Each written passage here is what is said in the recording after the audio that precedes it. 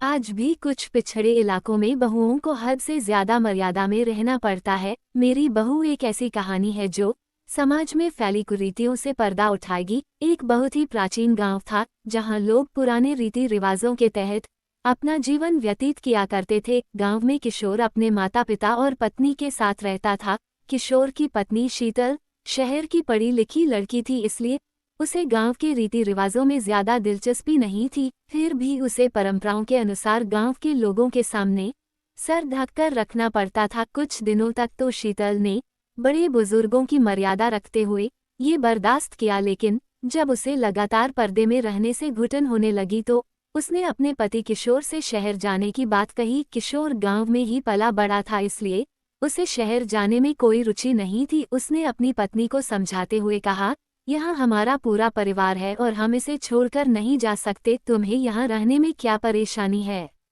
शीतल ने किशोर से खुलकर अपने दिल की बात कह दी। बस फिर क्या था, वह अपनी पत्नी से नाराज हो गया और जोर जोर से चिल्लाने लगा। किशोर की आवाज सुनकर उसके माता पिता भी कमरे के अंदर आ गए हैं और जैसे ही उन्हें सारा मामला पता चला तो उन्होंने भी अपनी बहू को बुरा भला कहना शुरू कर दिया। सारे परिवार की बातें सुनकर शीतल की आंखों में आंसू आ गए। शीतल को समझ में ही नहीं आ रहा था कि वह अपने पति को कैसे समझाए।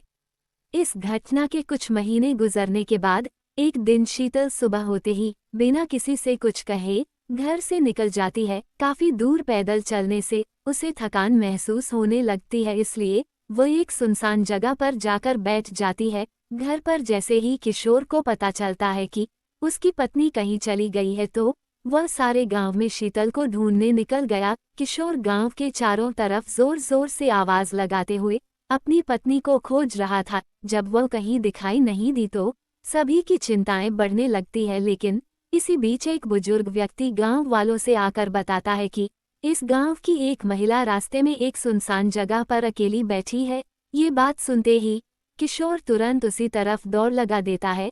किशोर को भागता देख गांव के लोग भी उसके पीछे भागने लगते हैं। जैसे ही किशोर शीतल के नजदीक पहुंचा, उसे देखते ही उसके होश उड़ गए, क्योंकि शीतल अपने बिखरे बालों के साथ मिट्टी से खेल रही थी। शीतल को ऐसी स्थिति में देख गांव वालों को लगा जरूर यह कोई भूत बला है जो शीतल के पीछे पड़ गई है। सभी ने शीतल को काबू में करने की बहुत कोशिश की, लेकिन शीतल सभी को धक्का मारते हुए जोर जोर से रोने लगी। उसके रोने की आवाज किसी पुरुष की तरह लग रही थी। जैसे तैसे करके शीतल को घर लाया गया।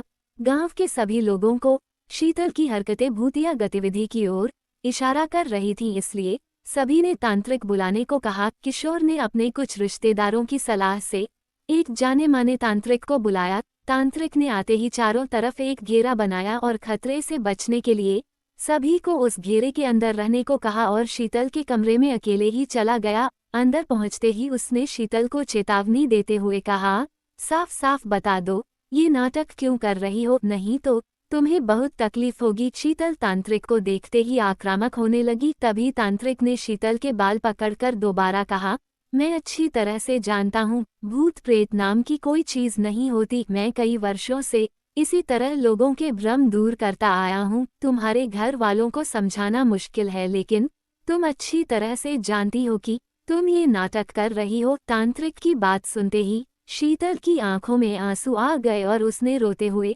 अपना झूठ कबूल कर लिया। शीतल ने तांत्रिक को बताया कि वह शहर की पढ़ी लिखी लड़की है, उसे ज्यादा बंधनों में रहना पसंद नहीं। उसने कई बार अपने पति से यहाँ से दूर चलने को कहा, लेकिन जब वह नहीं माने तो मजबूरी में आकर उसने चुड़ैल चढ़ाने का नाटक किया ताकि वह अपने मन मुताबिक जी सके। दरअसल तांत्रिक एक वैज्ञानिक था जो कई सालों से भूतों के नाम पर फैली हुई अफवाहों की सच्चाई दिखाने के लिए रिसर्च कर रहा था और उसी वजह से उसने तांत्रिक वेशभूषा अपनाई थी। उसने शीतल को सबके सामने चुड़ैल की हकीकत बताते हुए माफी मांगने को कहा। जैसे ही गांव वालों को पता चला कि शीतल अपने परिवार के सामने सिर ढकने से बचने के लिए चुड़ैल का ड्रामा कर रही थी तो उन्हें आज से पहले गांव में हुई सभी भूतिया घटनाओं पर संदेह होने लगा। तांत्रिक के समझाने पर शीतल के घर वालों ने उसे उसके पति के साथ शहर जाने की इजाजत दे दी। तांत्रिक की वैज्ञानिक सोच ने लोगों में भूतों के प्रति फैले अंधविश्वास को गहरी चोट दी थी। आपको स्टोरी कैसी लगी हमें कमेंट बॉक्स में जरूर बताएं और हमारे चैनल को लाइक एंड सब्सक्राइब करें। धन्यवाद।